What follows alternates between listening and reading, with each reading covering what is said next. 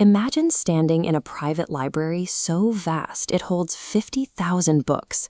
The man who built that massive collection, Dr. B.R. Ambedkar, was born into a society that made it illegal for him to sit inside a basic classroom or drink from the public water tap. In a social system explicitly designed to keep marginalized people entirely powerless, he identified knowledge as the one unstealable asset. Every hour he spent reading was a calculated tactical strike in a lifelong campaign against systemic caste oppression. When he finally bypassed domestic restrictions and reached the global academic halls of Columbia University in the 1910s, he gained unrestricted access to information for the first time. This timeline shows the standard 8-year curriculum at the London School of Economics. Ambedkar compressed that entire exhaustive workload into exactly 24 months. He achieved this velocity by studying 21 hours a day. He was racing against a ticking clock, driven by an urgent necessity to return to India and fight for his people. He skipped the traditional leisurely university experience to instead treat his education as an operation to stockpile intellectual ammunition. Upon his return to India, he established Rajgruha.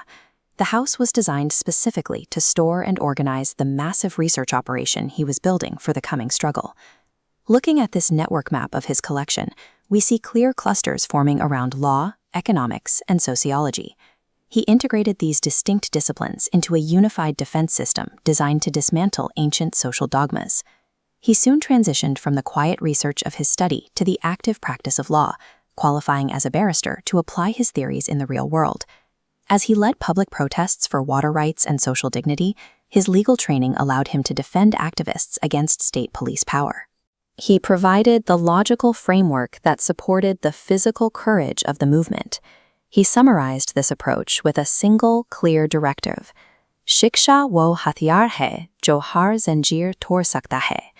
Education is the weapon that can break every chain. The massive collection at Rajgruha functioned as a database, allowing him to systematically reverse engineer and overwrite India's deeply coded discrimination.